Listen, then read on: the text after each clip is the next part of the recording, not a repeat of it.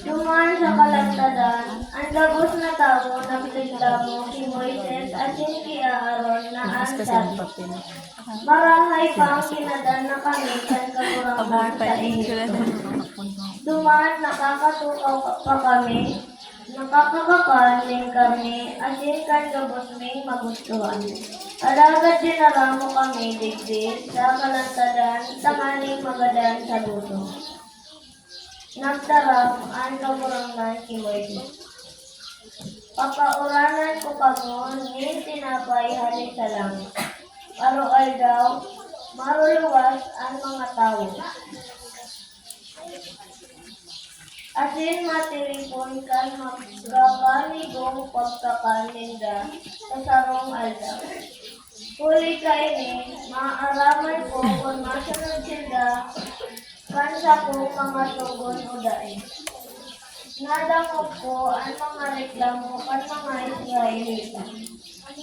Sabihan mo sila na pagsulok kan aldaw, magkakaigwa sila ni kami.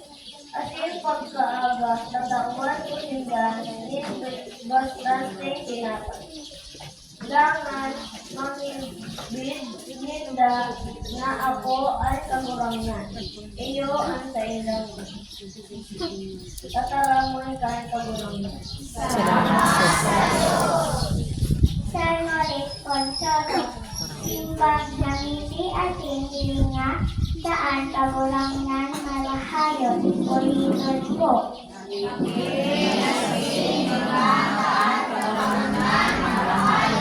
Ang sakong kalat mauugman sa kagurangan, pagdanod, lugod at limbang ugma ang mga nagsasakitan. Ipagdokyaw niyato ang kagurangan sa gabay sang ipagdokyaw ang sa iyang ngaran.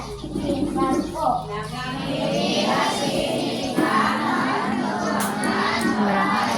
Nanili ako sa kagurangan, asin sinimbag niya ako, ililigtas niya ako, ililigtas niya ako sa gabuso, katakutan simbag ko.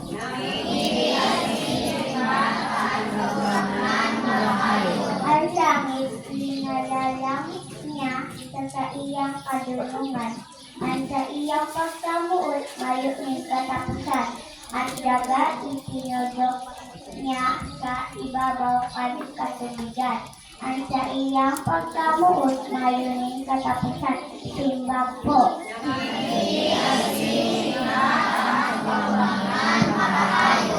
Ikalawang babasa ko. Pagbasa sa surat ni San Pablo sa mga taga-Efeso. Sa ngalan ng kagurangan, sinasabihan ko kamo, daina kamo mamuhay aron kan mga pagan, na at mga iniisip mayo min halaga.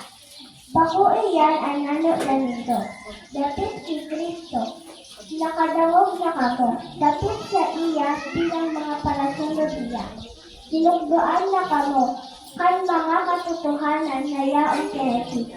Kaya ka, kubaon mo nindo ang daan nga pagkatao, na pinalaot kan sa inyong marupot na kamawutan.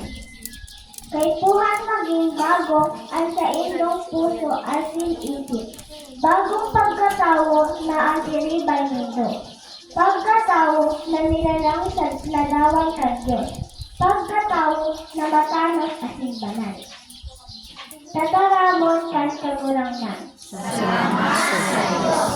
Matindog po ang gabos sa pagrupyaw kan banal na ebanghelyo.